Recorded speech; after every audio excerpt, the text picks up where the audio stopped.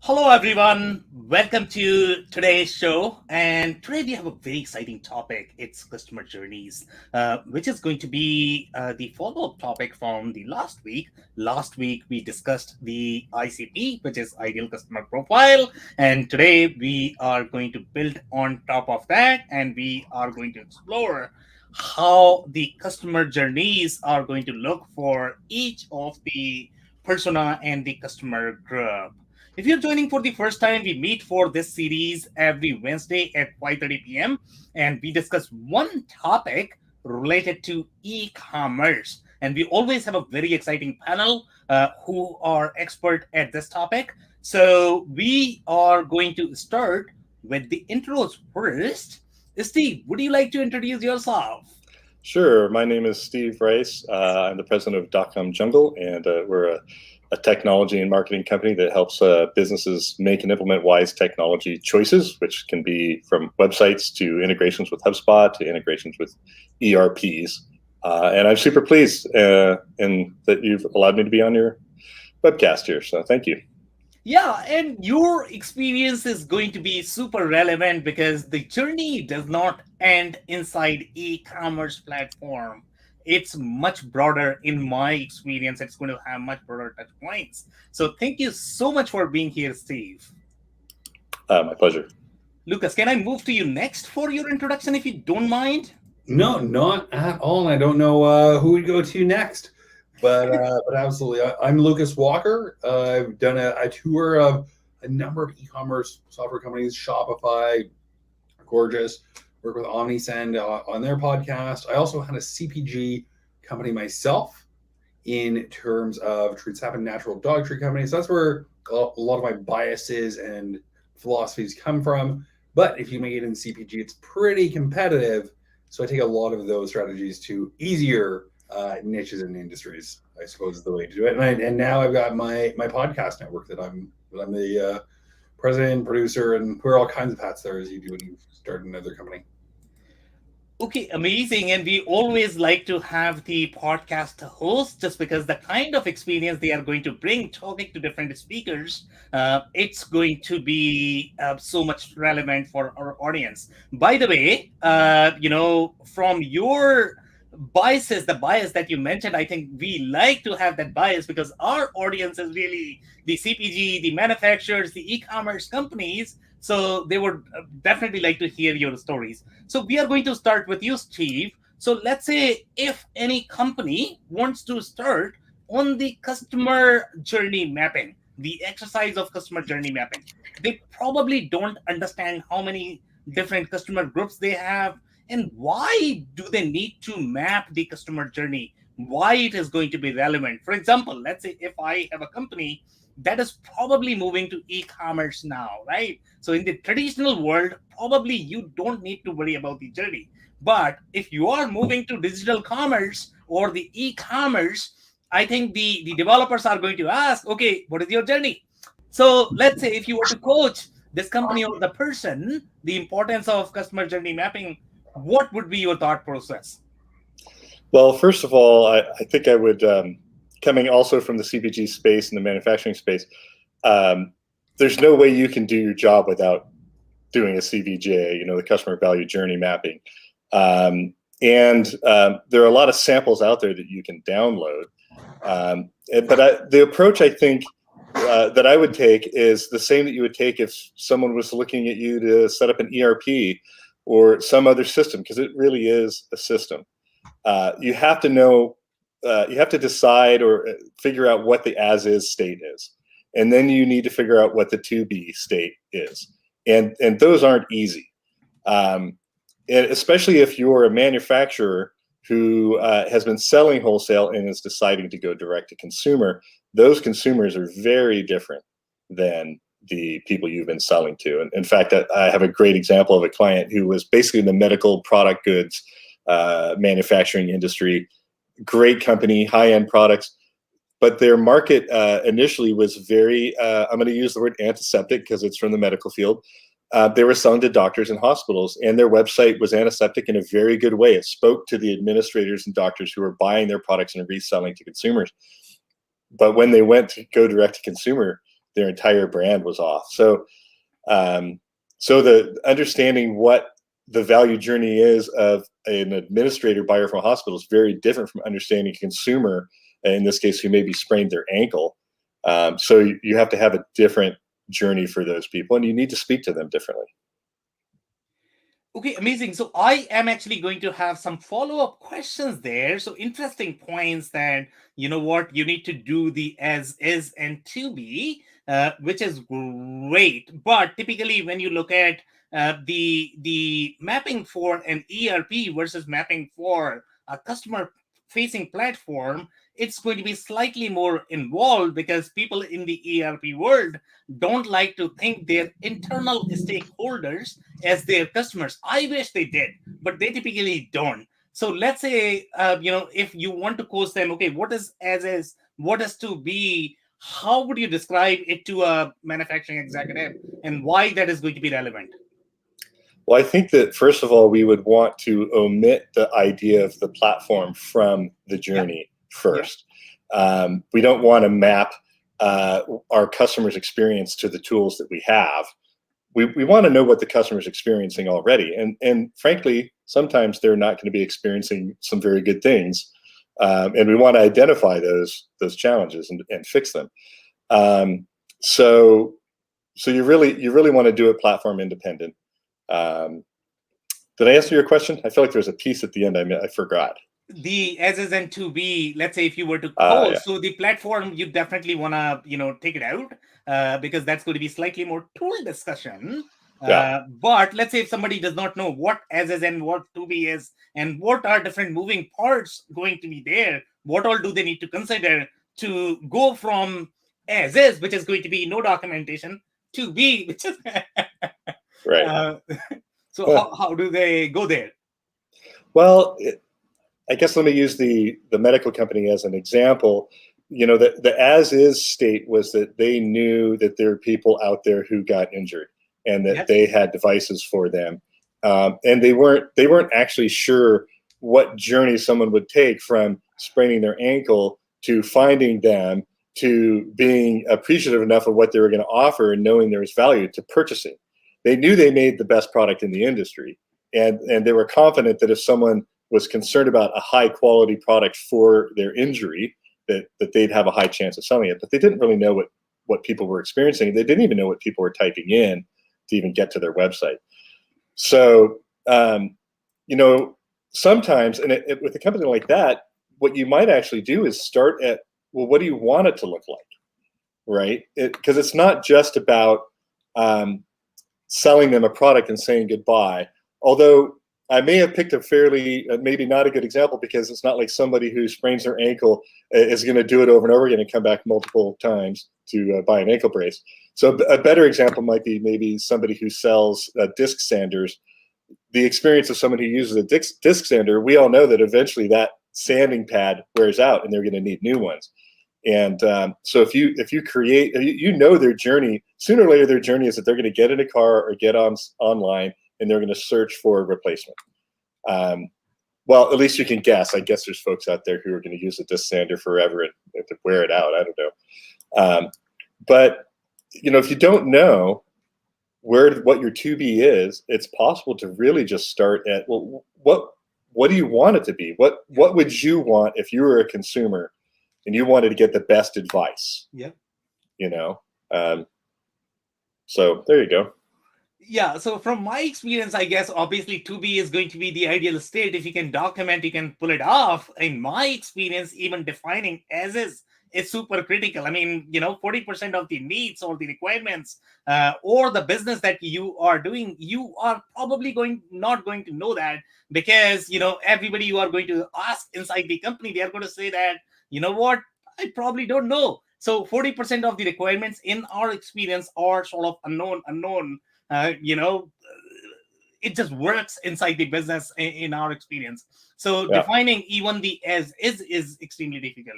So now I'm actually going to move to you, Lucas. What is your experience overall? Let's say if somebody is starting on the customer journey and they have never done this before.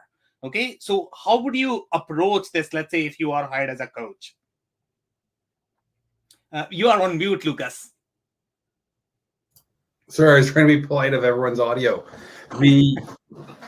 So let's just assume that you're existing, you have customers already, not going from 0 to 1, but 1 up and scaling. And I don't want to restate anything too much, because Stevie did such a great job of really explaining everything.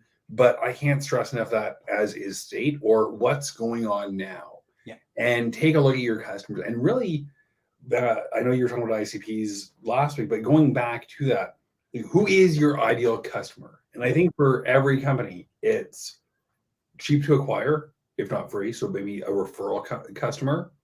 They stay a long time, so high LTV. Yeah. And you don't cost a lot of maintenance in terms of support or replacement. So you're not spending a lot to constantly send them out replacements, or after every order they harass your sales team.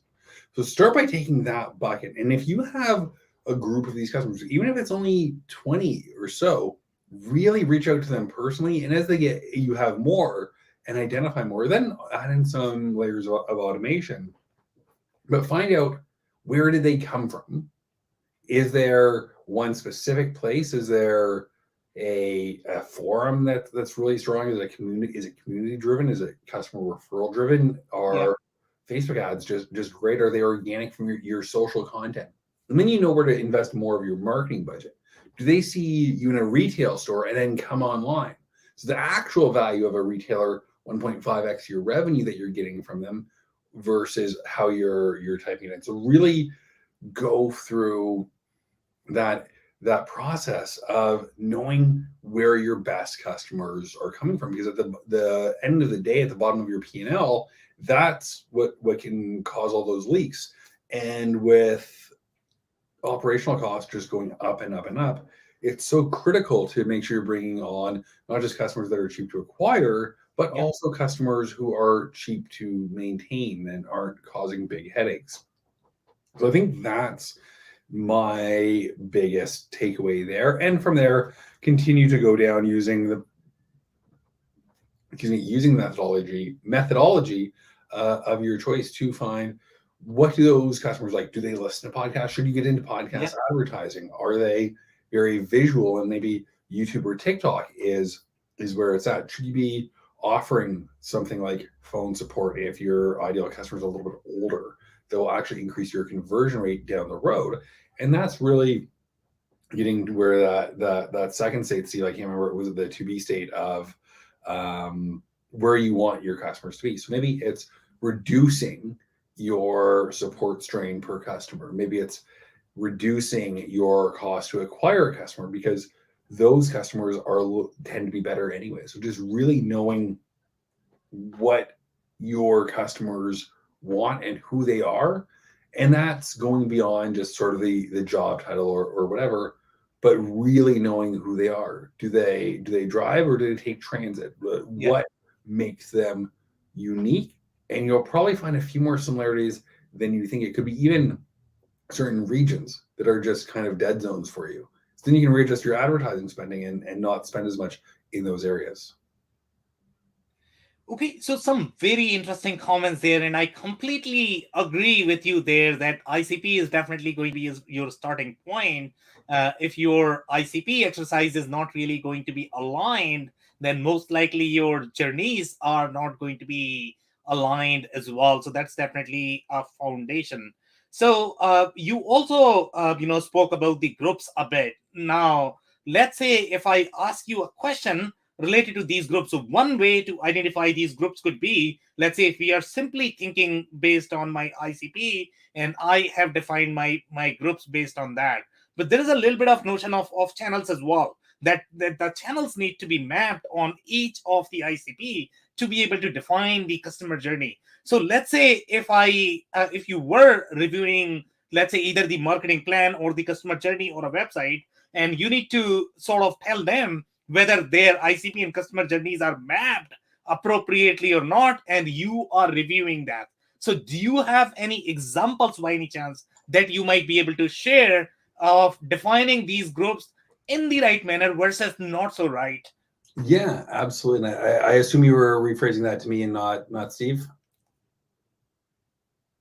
That was for me, right, Sam?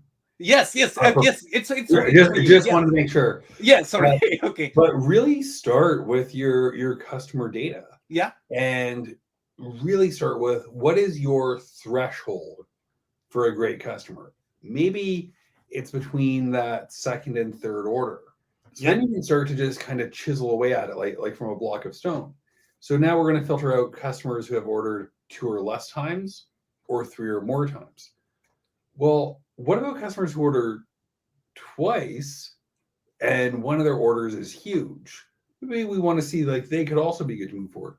Or customers who order 3 times or more, but their every order is tiny and it costs us more in shipping.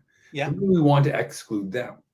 And eventually, if you keep breaking it and just chiseling away, you get left with a list of customers that you can see how they came for the first time. Did they click emails? Was it an automated email or was it a campaign? And I use email because email just drives so much revenue. But it could be that once a quarter, you should run a customer re-engagement campaign on Facebook and then start to create some lookalike audiences from those. So I think it really goes into that you have, because you can be so flexible with it and it tells you so much. Okay, amazing. So Steve, I'm actually going to move to you next. So let's say if somebody does not know what the touch points are, and in my mind, when we are designing the customer journeys, I think touch points are going to be super critical, as channels are, as the exact paths are going to be, as the entry points are going to be. In my mind, these are the basic components of designing your customer journeys. So let's say if I ask you, okay, what are touch points, why they are important, how many different touch points that anybody needs to consider when it comes to customer journeys? Do they always need to be just the digital, or should they cover physical touch points as well? Well, okay. So one of the ways to explain this is that the whole idea of a customer value journey, or any customer journey, came about because we were all in business thinking about funnels.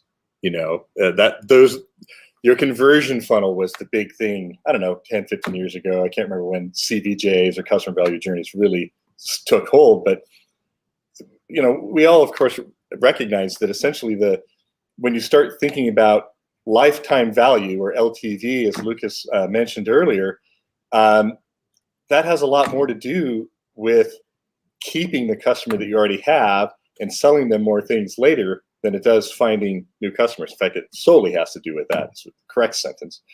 And so the customer value journey is a response to the mapping, the as-is state that everybody did, that made us recognize, well, wait a second. It's not just about the funnel. We're not just here to funnel people in here to buy something. We want to create a brand. We want people to actually like us, so to speak, and they're gonna show they like us by coming back and buying more. So the whole journey doesn't stop when they buy something. It includes what happens afterwards. Yeah. One of the sentences that the least expensive customer to buy is the one that you already have, which Lucas said that in a different way earlier. So as far as the touch points, you will find maps. You can look up a value journey worksheet online, and you'll find touch points that talk about awareness, broad strokes: awareness, strengthening brand image, increasing engagement. But oftentimes they're the ones that you'll find most common, I think, are written from the perspective of a marketing person, and they're really talking about business objectives. The ones that I think are most powerful are ones that are actually talking about the customer's experience, and you need to have both. But we need to recognize that when someone says, raising awareness, like, to the customer, that just means that you're becoming known to them. When you talk about strengthening brand image, it means that you're actually becoming interesting. And if you're going to increase engagement, it's because you're becoming unique, right? And if you actually increase website traffic, it's because you're becoming relevant to them from their perspective. So if I'm going to answer the question about touch points, we can talk about physical mail and mailings like you mentioned, and or billboards and things like that.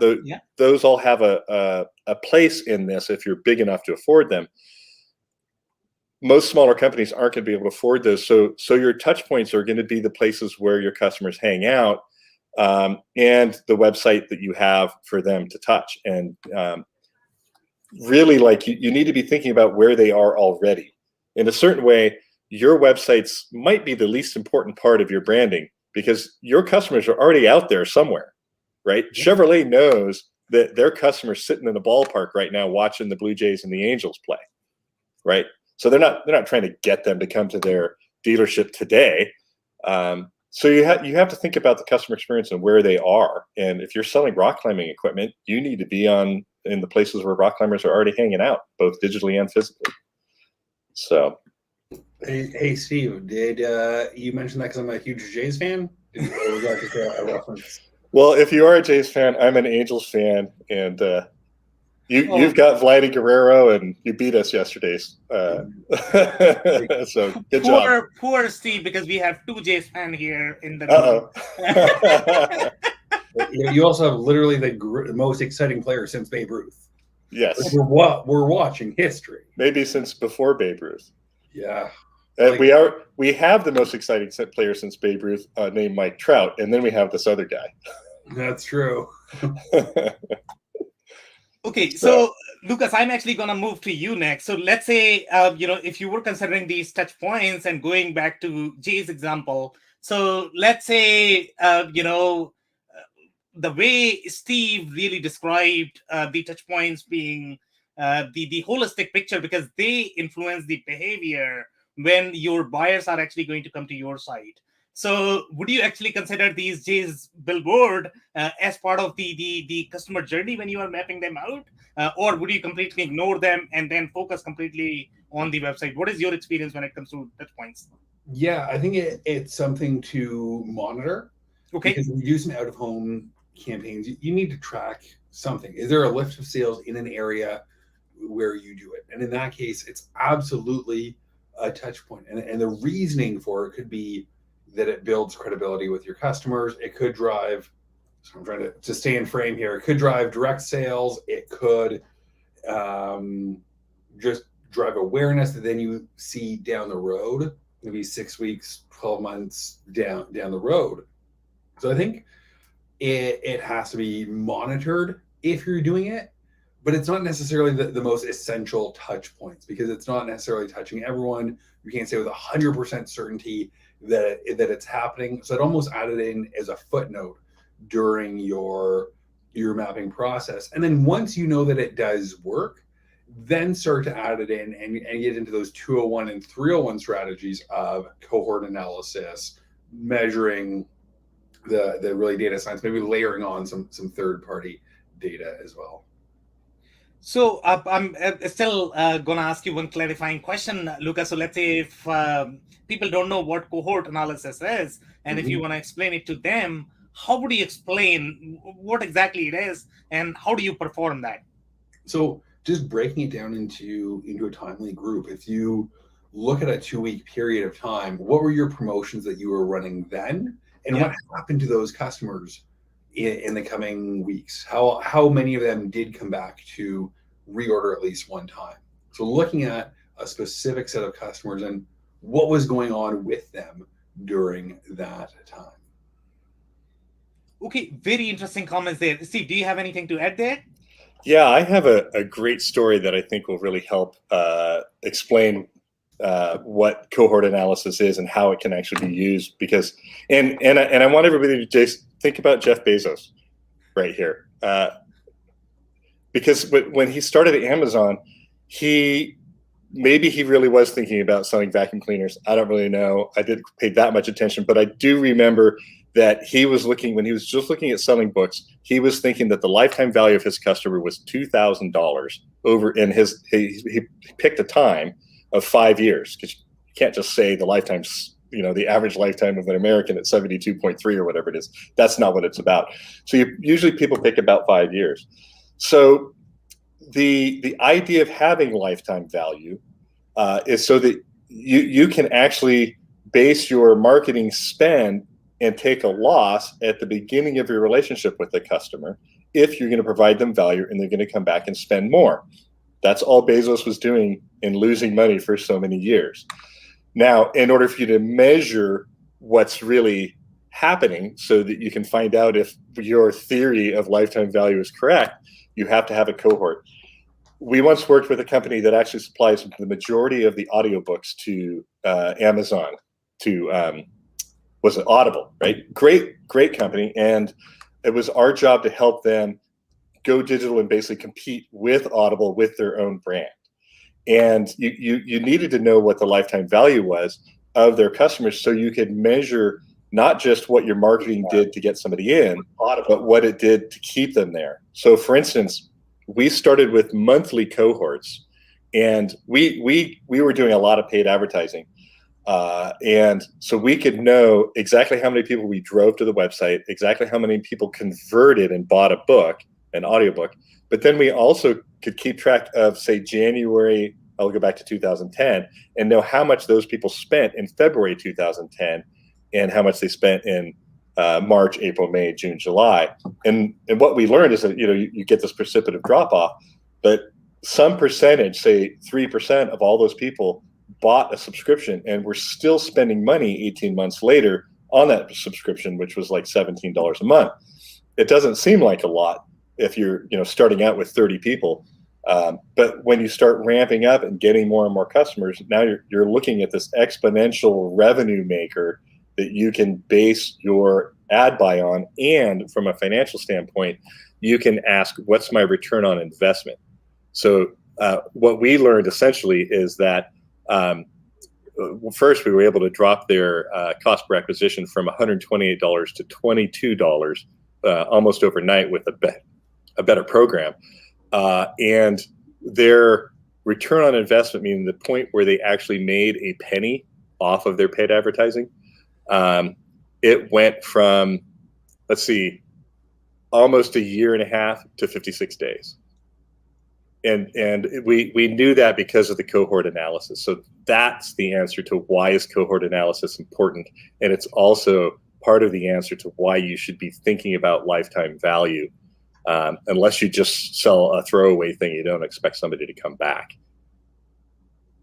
That's a very interesting story. So I guess, we are getting into a little bit of different methods in terms of what you can use to identify your customer journeys. And there are so many different methods, and there are a lot of opinions in my experience in the community. Some people like to do surveys, some people don't like, some people just hate surveys.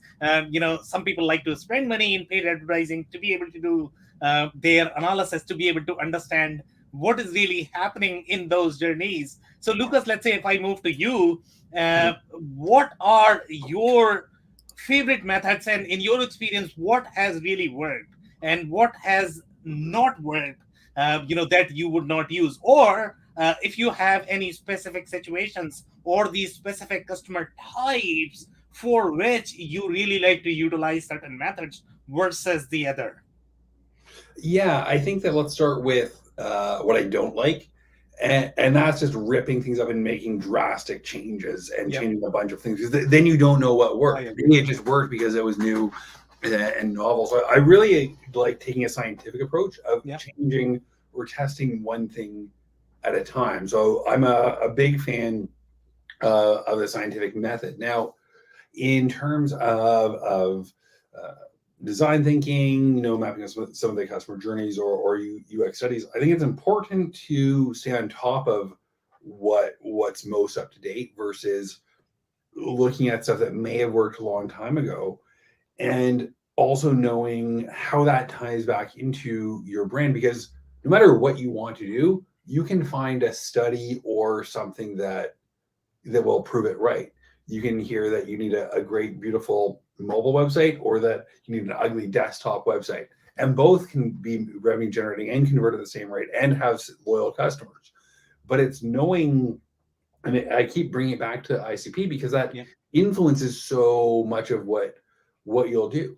And then once you start, you have a few more concrete data points, then you can start layering it on of, should we be mobile first or desktop first? How do those different experiences impact our customers? Do they first find us at the top of the funnel on mobile and then go to desktop to complete their purchase?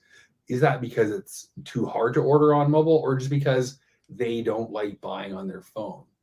So I think really starting with a scientific methodology to measure and then adjust changes as you test, and really understanding your ideal customer profile and how they buy, knowing how they experience your brand, especially in the most measurable ways that you can. Okay, some amazing insights there. So, Steve, I'm actually going to come back to you. And since you mentioned the story last time, I'm hoping that you are going to have another story when it comes to describing design thinking, because that's another term that our customer base or the listener base might not be familiar with. But before we do that, especially in the manufacturing space or in the industrial space, and when you talk about this whole mobile-driven experience or desktop-driven experience, and these guys are thinking, I don't even have all of that.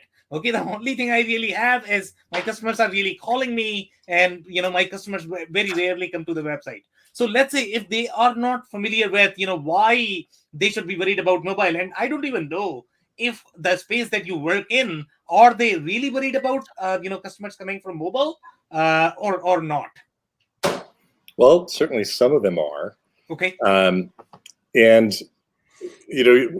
what you actually just touched on was the theory of constraints by Goldratt, which, in a sense, I've already sort of stepped outside of the conversation about customer value journey and talked about things like why it's important.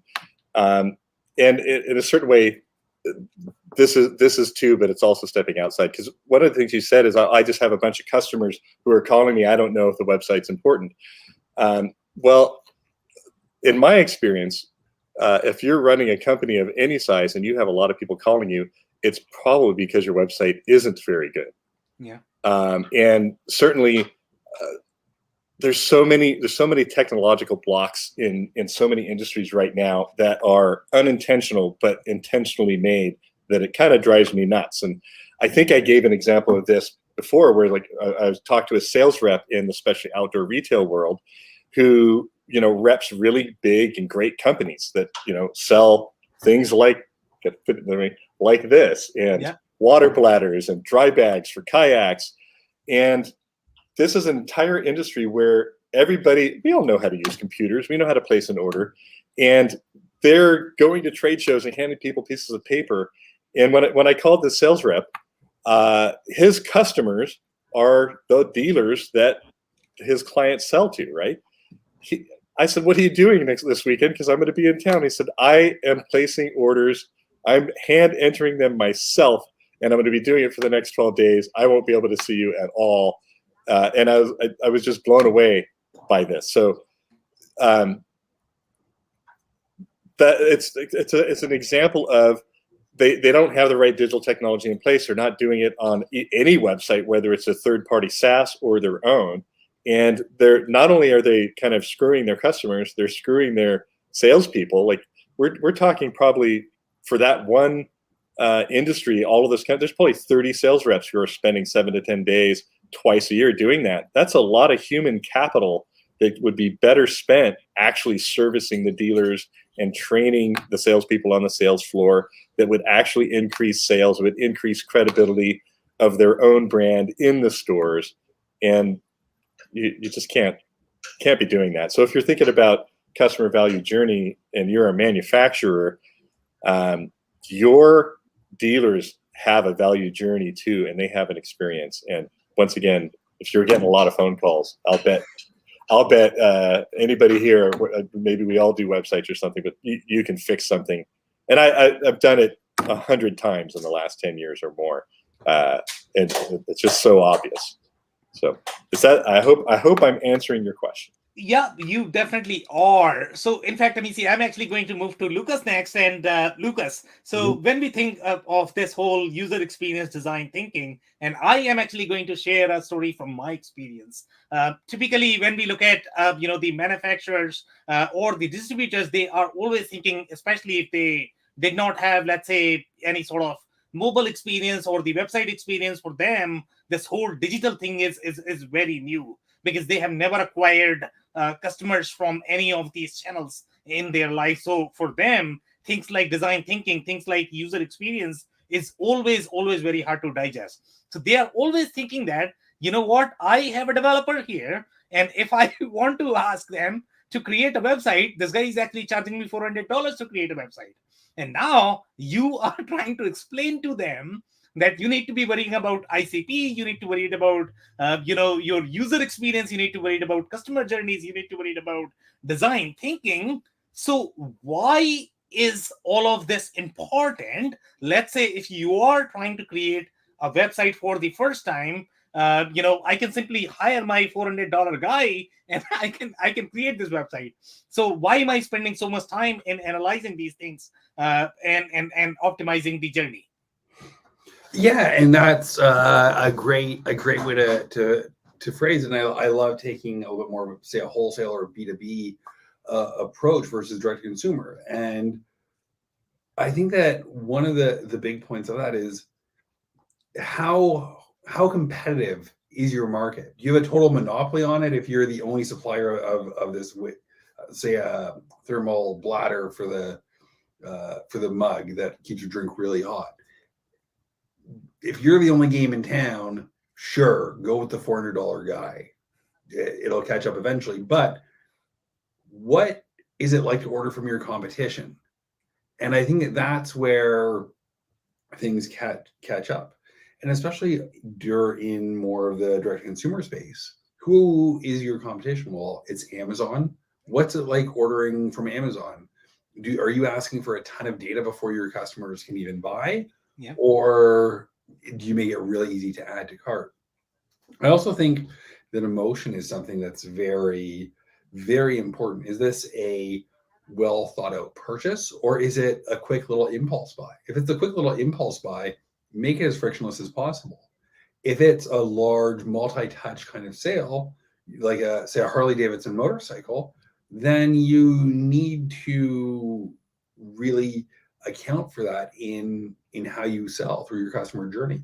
And Harley Davidson doesn't start when you're 16 and you get your license, or when you turn 40 and you hit your midlife crisis. Their marketing starts to kids by making Harley Davidson branded toys and bicycles. And the reason for that is that they believe that the best way to see the greatest country in the world is on two wheels, and they want everyone to be able to experience that.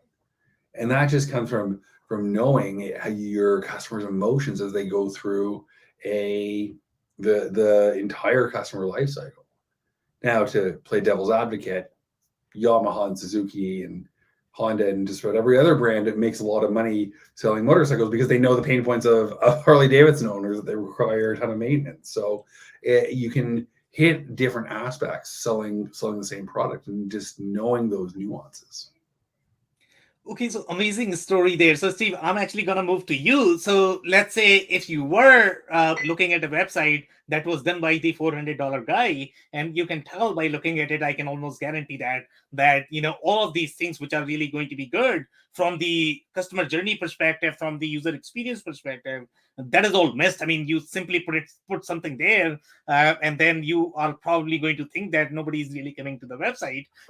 Nobody's coming because you need to really map and you need to really align these journeys, and it's an ongoing process, in my opinion. So let's say if you were to debug and optimize the journey, do you have any stories that you might be able to share from your past when you looked at $400 website? You sort of knew that, oh my goodness, this is going to require so much work. And can you talk about the specifics of that story, how the website was, what were the problems, why this whole journey was sort of missing from the website, and what you had to do to actually optimize it.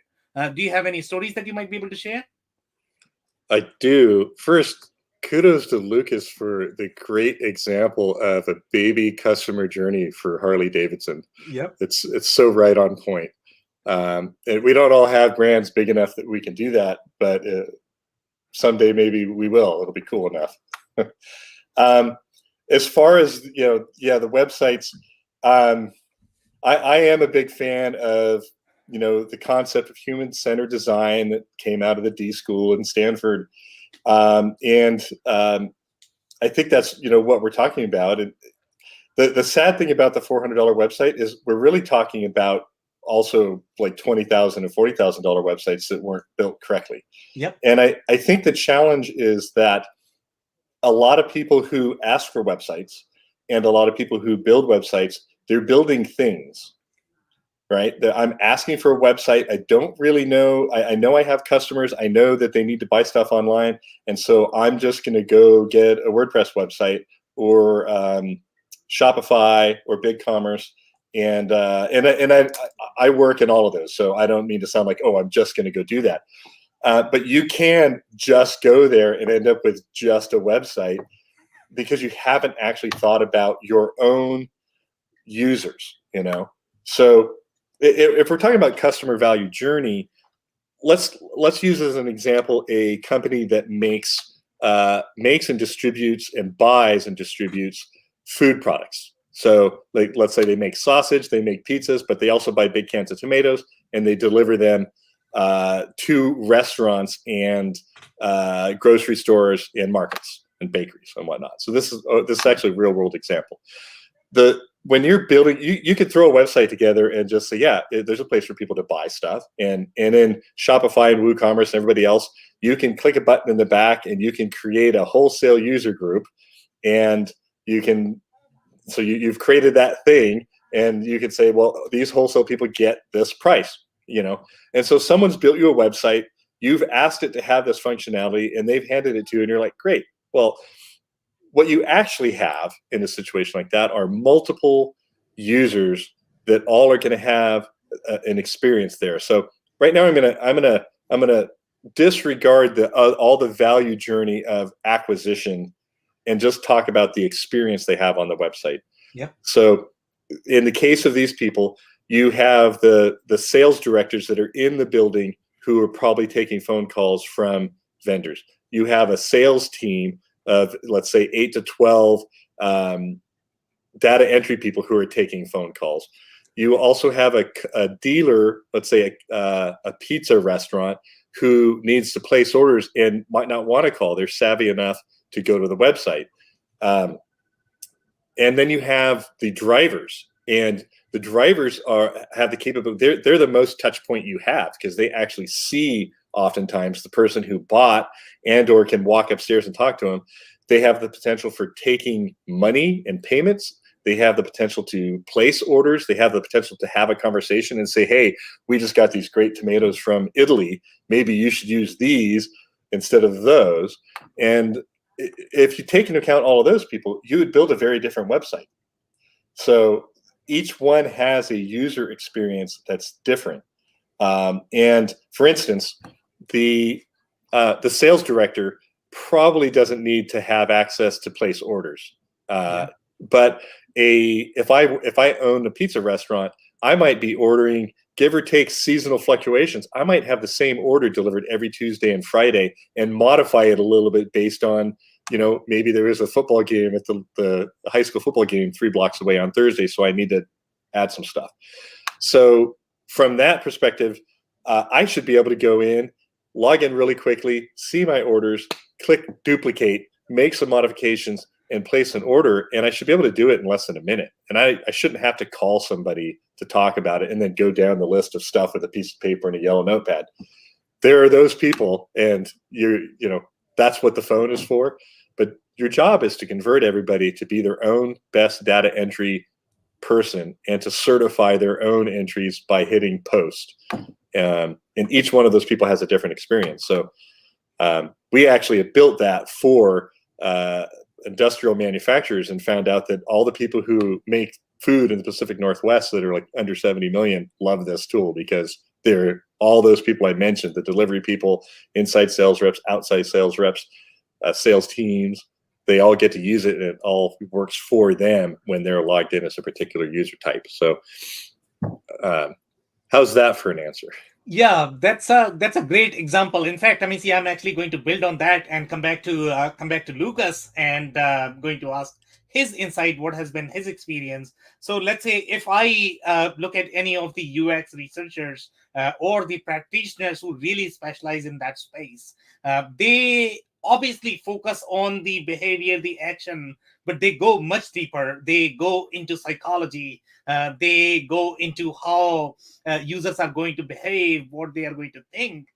In my experience, I think it's much deeper. It's not just mapping the actions.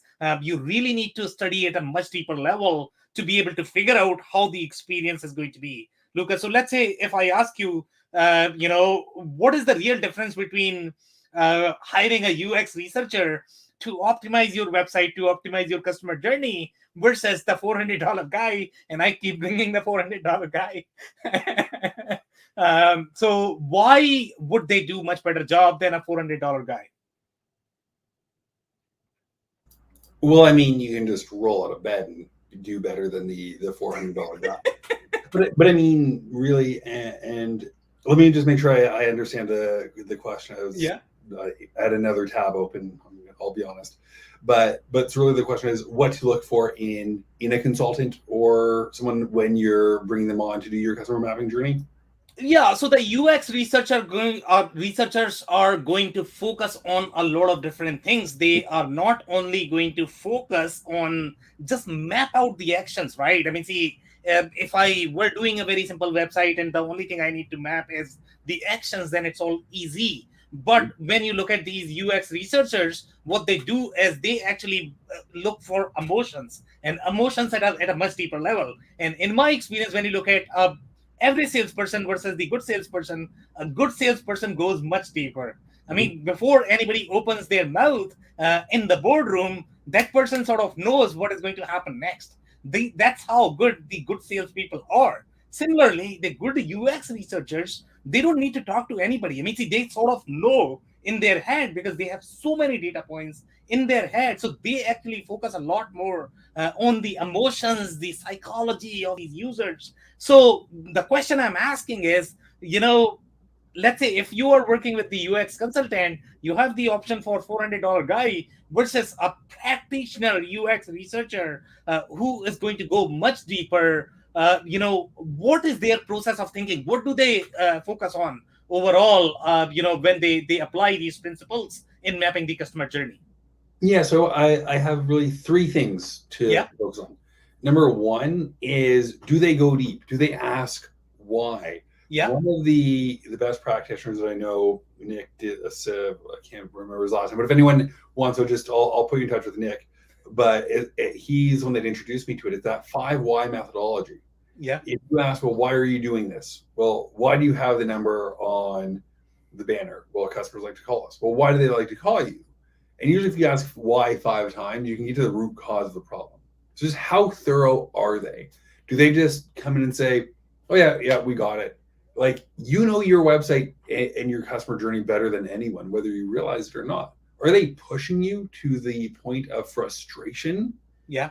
Like, you want someone who's pushing you and challenging you. And I'm a big believer in at least attempting to do it yourself, because that way at least you have something to base it off of, and for sure if you're hiring someone better than you.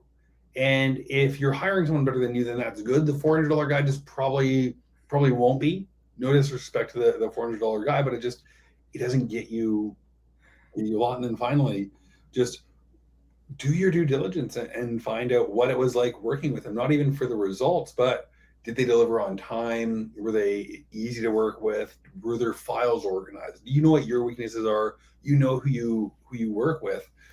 Just make sure that you're aligning yourself with, in both, whether you're a merchant or a service provider, if you know your strengths and weaknesses as a service provider, if you know that maybe you're not the greatest at data collection, but if you're working with a client who's can give you the data very cleanly, they just don't know what to do with it, look for clients who match your core values and strengths as well.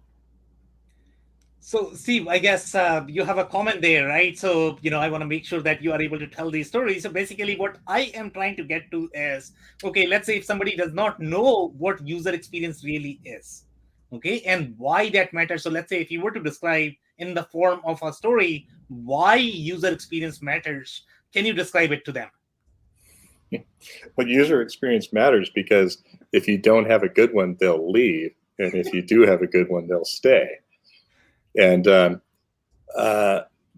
build on Lucas's mentioning of the 5 whys, what you're going to get from someone who's experienced and isn't the $400 guy is that 5 whys. And I refer to that as hiring a company that has an MBWA, which is management by walking around.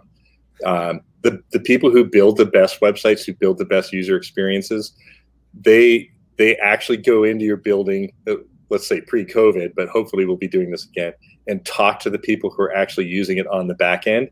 And to Lucas's point, they also make the effort to talk to the customers who are using it on the front end. And if you actually engage your MBWA and you ask people, why are you doing that? What did you expect? All those things, you're going to get a different set of answers that helps you build not just a thing or a what, but you're going to build the response to Simon Sinek's concept of why. You're going to be a why company.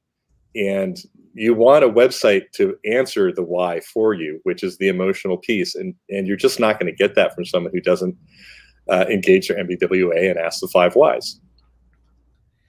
Yeah, so very interesting points there. So obviously, when we look at the customer journey map, there is going to be a formalized process, and I have heard this from a lot of different practitioners.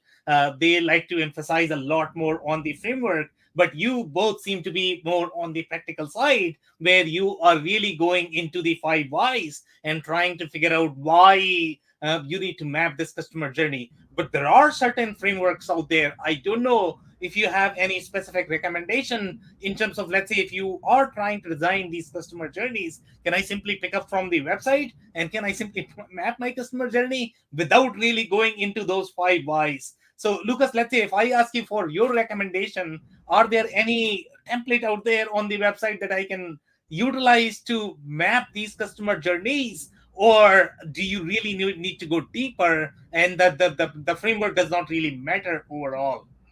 Yeah. Everyone's going to hate this answer, but it really does truly depend. Okay. Like, start with a template. Start with a framework that's already there. And if that gets the job done, and if that works, go back to the scientific method and stop for a little bit. See what the difference is and the delta. And once you've exhausted out of those box solutions, and sometimes it's a gut call, then go into something more custom and bespoke, but always start with what's available. Because if it's worked for somebody else, history is the greatest predictor of the future, will likely work for you as well. And sometimes the changes can be very minute. They don't need to be that big, but maybe the reason they always call in on the phone is because $400 guy made a giant banner at the top of your page. It's like, now you have to really scroll, and it's just easier to call in because that's the first click, not a shop now button. So start with something existing and then go to something a little bit more bespoke or custom built out. It also depends on the size of your company. I'm thinking for the typical e-commerce brand, but if you're $10 million of revenue plus, your needs are going to be a little bit different, or rather the combination of methodologies that come in. So, Steve, what is your experience with respect to different templates, the methods? Do you have any recommendations in terms of any specific templates that really work versus the others that don't work? Well, I definitely agree with Lucas. Find a template, try it, apply some scientific methodology to it. If I have a recommendation, the digitalmarketer.com folks have a value journey worksheet. And you might need someone to at least explain it to you. But I think it's available for free, and it's a good place to start. And it at least gets you thinking more about the entire journey and not just the funnel. So use that as a starting place, I think, would be my recommendation. Okay, so let's say, if I am actually looking at that, and you said that, there's going to be a little bit of explaining required if I want to utilize that framework. So, Steve, what are going to be some of the things that I am going to see there? Do you have any examples in terms of what I will not be able to understand? Let's say if I'm going there today and if I'm downloading. Well, I think so I popped it up while we were talking. So I'm looking at, I don't know if this is the most recent version, but they have eight boxes, and it's we think of a funnel as sort of a linear downward thing, lots of people, less people, and here's our customers. But there's another upside down funnel that sort of explodes out underneath it, and they sort of have more like this S-shaped idea, and they're incorporating awareness, which is like, how are you going to get people to become aware? How are you going to get them to be engaged? They included a little piece about subscription in case you have a subscription service, but they also have conversion. And in the middle of this box, after conversion, is the word excite. And I think that would be confusing for people because they'd say, well, wait a second, wasn't I supposed to get them excited when I got them engaged? And I think, well, yeah, the answer is yes. So the explanation is, well, actually, these are now customers who've already purchased. How do you get them excited enough about your brand to stick around, right? And then they have an ascend ladder, which is a taller box. And the idea is you want them to go from being a customer to actually being an advocate, which is box number 7, right? And more confusion, there are 2 boxes. One is advocate and one is promote. And in my mind, I think, well, if I'm an advocate, I'm going to be promoting. So what's the difference? In my mind, I've told my own customers it's the same thing. I haven't had anybody tell me that they're different yet in a real way. So that's where some of the confusion might lie. But I also think that anybody who runs a business will benefit from looking at this, and of almost any size. And I'm also, in my experience, most of the $8 to $10 million companies that I come in contact with haven't done this, which I find surprising. I think if you're over 3 million and you haven't and don't spend at least once a year with your team looking at your customer value journey, then you're probably losing out on some market share, and you're probably losing out on some excitement for not just your customers, but for your employees, because there's a lot of places where they can be inspired to be successful, which is one of the things that actually makes people stick around, right? So having a good customer value journey isn't just about creating an experience for your customers. You're also building an efficient and successful team on the inside, because they have more clarity about who they're talking to, why they're talking to them, and where those people are going, right? Yeah. So. Okay. Amazing insight and example. So, guys, we are close to our time now. I'm pretty sure you guys probably have a meeting to go to. So the only thing I can take is the quick closing advice. Lucas, do you have any closing advice for our listeners today? Yeah. You know what? Just like know your customer journey as best you can yourself. It just will make it so much easier when working with a consultant or a service provider or anyone, and it'll be better for your customers as well. So just really, really start with that, and then figure out what you're looking to do. What are your goals going through the customer journey? Is it to drive more sales? Is it to increase your lifetime value? Is it to set up your company, your brand for an acquisition? What is your goal? So know why you're doing what you're doing. Yeah. And make an attempt to do it yourself. Love it. Love the advice. Steve, what is your closing advice for our listeners? Today, I'm going to say be fearless, apply the scientific method, and measure things, and be kind. Okay, amazing. Thank you so much, guys. That's it for today. If you're joining for the first time, we meet every Wednesday for the e-commerce show. This was part of the WBS Rocks LinkedIn Live journey, and we meet every week, Wednesday at 5:30 p.m. Eastern. So make sure you don't miss the show next week. On that note, thank you, everyone. Thank you, Sam.